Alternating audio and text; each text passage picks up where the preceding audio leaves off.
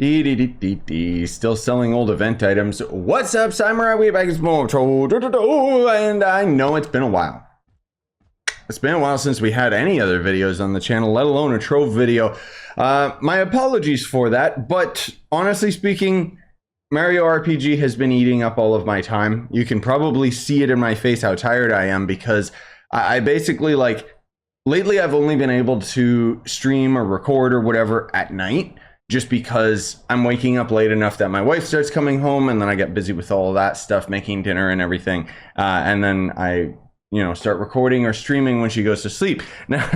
And Mario RPG is just so addicting, I keep streaming it for 3 hours plus. So just suffice to say, as I get near the end of that game and project, things are gonna start slowing down a little bit. The other thing is the Assassin's Creed VR game. I'm gonna finally put a video up today for that as well. You'll see why it took so long, because it's a rather lengthy video.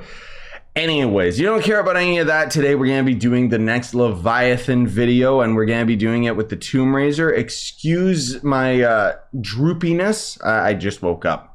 So I'm rushing this video out to you guys as soon as possible, basically. So with gear, I have movement speed, crit damage on most of it, energy regen on the staff, because that's very important. And then that has physical damage. No wonder my damage wasn't as good as I thought it would be. Okay, so I wasn't fighting him optimally. But that's okay, that's okay. That doesn't mean that the footage is scrapped or anything, and I'll explain why. And then I do actually have a C4 ring for my Tomb Raiser. Oh no, that's right. I actually bought a C4 ring for him while I was grinding up my Paragon points, because I needed to get the Urchin, because this is basically the best ally for Tomb Raiser. I mean, doesn't really do that much, but you can see it gives 400 light, 25% magic damage, and then you gain a movement speed buff when a nearby enemy dies. You get this ally from the Paragon table, so I obviously don't have a very high Paragon level on my Tomb Raiser.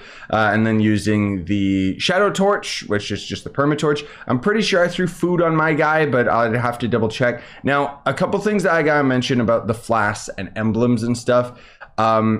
You can use Evil Eye just because that's going to be based off your magic damage, and it gives you a little bit of extra damage.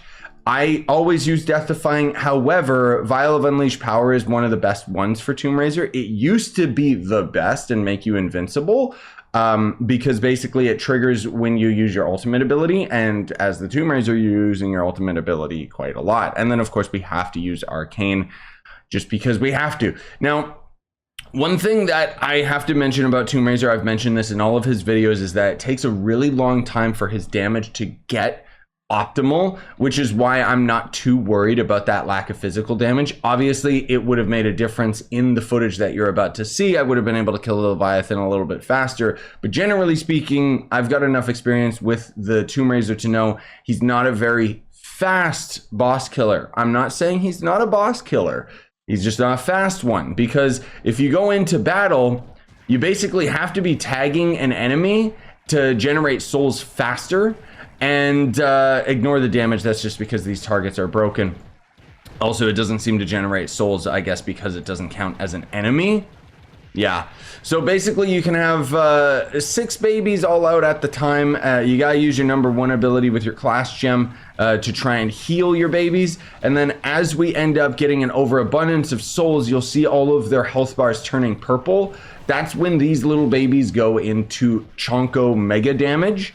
Now, the thing is, when they actually end up doing that, we can sacrifice them for our ultimate so that it ends up getting a purple health bar. And there's been a glitch in the game currently where Tomb Raiser's babies normally would sacrifice their purple health bar for the big chungus, but they don't do that anymore. So this would be optimal damage. The problem is, in order to end up getting to this point, your babies have to stay alive. And the U10 Leviathan in particular, he's got a lot of one-shot moves, as you may already know. So yeah, you'll see that I really struggled with trying to get all of my minions up at the same time and my ultimate ability up at the same time.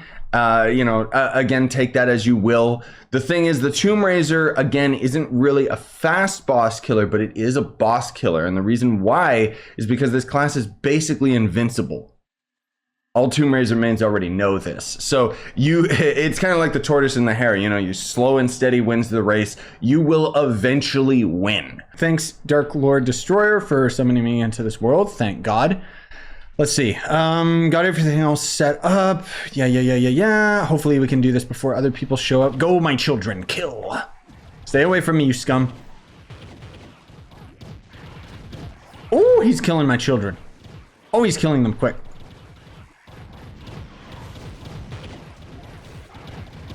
Stay away from that. I can't out heal them. What the heck is this? Go, my children. I can't even get the purples. I should have stood on the sidelines generating the purple babies, but it's not that big a deal. Unfortunately, you know, this is just a realistic example of trying to fight this Leviathan as Tomb Raider, is it's not going to go perfectly well. Just because, yeah, his damage is insane. Because my Banshee is not really out healing my babies that well. Not enough to get to purple bar.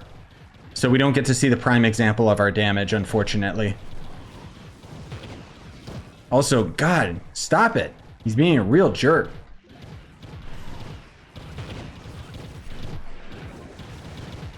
Still, it is Tomb Raider, so he is invincible. And more than a boss killer, he's really, really good in like delves and stuff. Again, I could have pre-summoned and got my babies ready, but I don't think that that's fair because all the other characters go into Leviathan's cold. So it wouldn't really be fair to, you know, take a necessary amount of prep time. And I would still consider that, like, you know, to be like not a good example versus, you know, fighting it like that, which obviously you can see the damage is fine. It's not bad or anything.